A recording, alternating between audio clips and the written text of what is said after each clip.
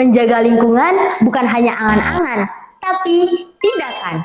Maka dari itu, marilah kita mengambil peran. Assalamualaikum warahmatullahi wabarakatuh.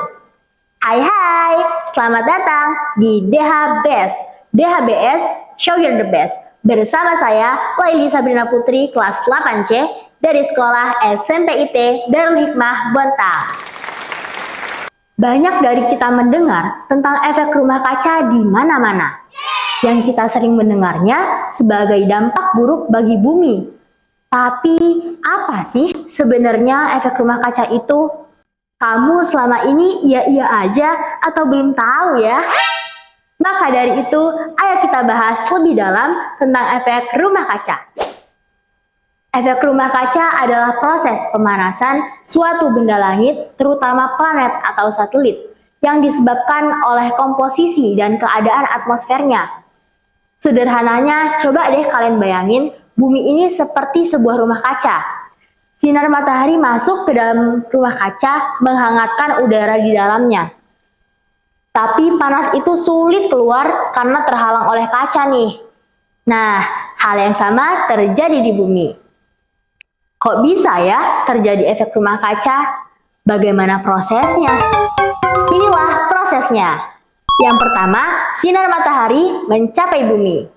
Yang kedua, permukaan bumi menghangat.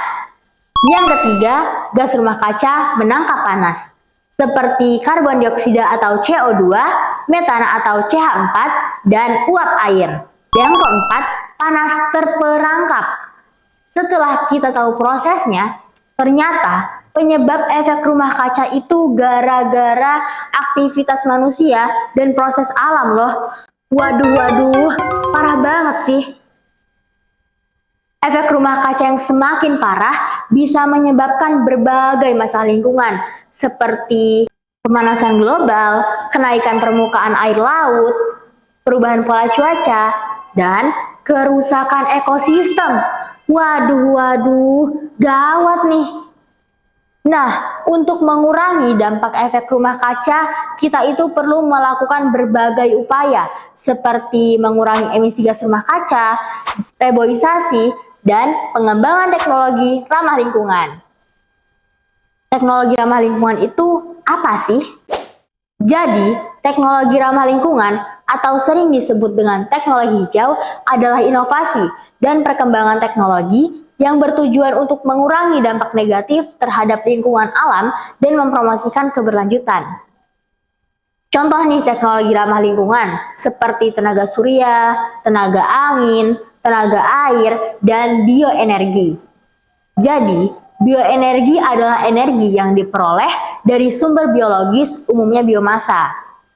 Biomasa sendiri adalah bahan organik yang menyimpan energi cahaya matahari dalam bentuk energi kimia. Nah, dengan kata lain, bioenergi adalah energi yang berasal dari makhluk hidup atau sisa-sisa makhluk hidup. Jadi, contoh sumber biomasa itu ada tumbuhan, sampah organik, dan energi laut.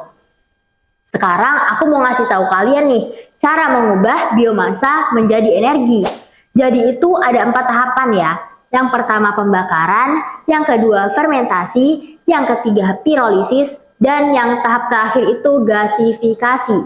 Wah, cukup panjang juga ya ternyata prosesnya. Wow. Guys, meskipun memiliki banyak potensi, pengembangan bioenergi juga menghadapi beberapa tantangan nih, seperti efisiensi, ketersediaan lahan, dan biaya produksi.